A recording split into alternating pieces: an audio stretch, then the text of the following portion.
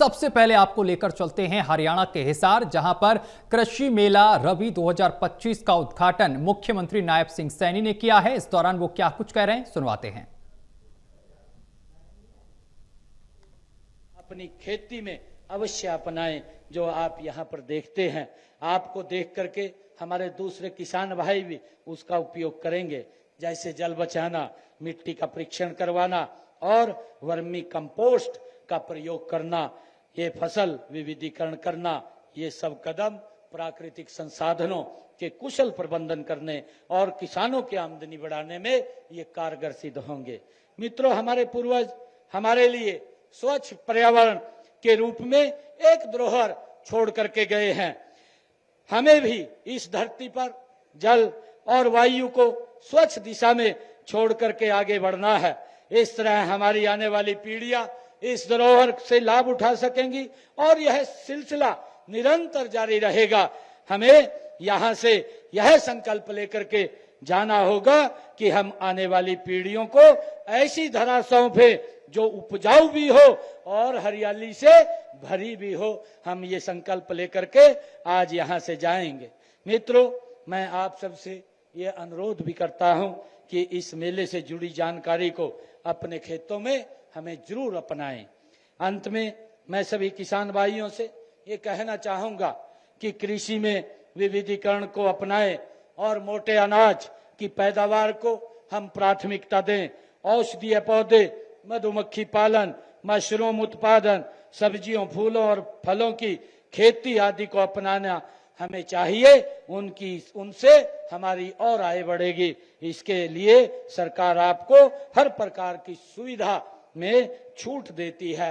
और अभी मंत्री जी ने भी बताया है आप लोगों को। मैं पिछले दिनों जब इसी यूनिवर्सिटी के अंदर आया था, यहाँ उद्यमिता दिवस के अवसर पर मैंने ये घोषणा की थी कि हिसार के अंदर एक प्राकृतिक मंडी सब्जी की बनेगी और एक गुरुग्राम में प्राकृतिक मंडी अनाज की बनेगी, जिससे कि हमारे जो किसान हैं, जो प्राकृतिक खेती करते हैं, लोग लाइन में लग करके आपके उस अनाज को लेने के लिए तत्पर है। उनको ये पता चलता है कि ये प्राकृतिक बिना दवाई और खाद के अनाज है, तो लाइन लग करके लोग उसको आपसे लेते हैं। और उसके लिए हमने जो प्राकृतिक मंडी बनाई है और मंडियों को लेकर के हमारी सोच है कि हमारे किसान को उसका लाभकारी मूल्य मिले।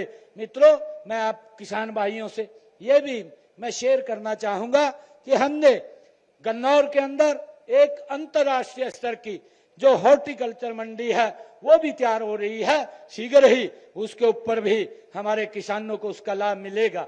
मैंने बजट के अंदर भी अपने किसान भाइयों से ये राय लिया था, जो हमारे प्राकृतिक खेती के किसान थे, जो हमारे ऑर्गेनिक खेती के किसान थे या हमारे प्रगतिशील किसान थे, ऐसे किसानों से हमने सुझाव लिए थे और उन सुझावों को हमने बजट के अंदर रखा था। और मुझे खुशी है कि हमने अपने बजट के अंदर प्राकृतिक खेती करने वाले किसान अगर 1 एकड़ की खेती करता है, अगर वो गाय लेता है तो उसको 30,000 रुपए की सब्सिडी हम देने का काम करते हैं। और मित्रों, मैं बताना चाहता हूँ, चाहे हमारा किसान या ट्रैक्टर लेता है या अन्य कोई इंस्ट्रूमेंट लेता है, उसके ऊपर भी हम सब्सिडी देने का काम हमारी सरकार वो कर रही है।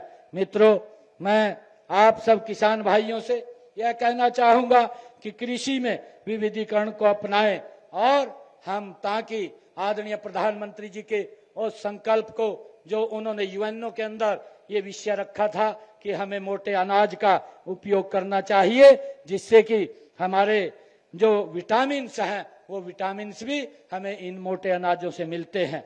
ये हमारे स्वास्थ्य के लिए भी ये लाभकारी होते हैं और मेरे किसान को उसका लाभकारी मूल्य मिलता है। मैं आज खुशी है इस कृषि मेले में, रब्बी का जो कृषि मेला है, इसमें आप सब किसान भाइयों के बीच में मुझे आने का अवसर मिला है। मैं यहाँ से प्रदेश के सभी किसानों को ये विश्वास दिलाता हूँ कि हरियाणा सरकार हमेशा किसानों के साथ खड़ी है और कृषि को लाभकारी बनाने के लिए निरंतर कार्य करती रहेगी। मैं किसान भाइयों को एक मैं बात कहना चाहता हूं, 2 पंक्तियों के माध्यम से।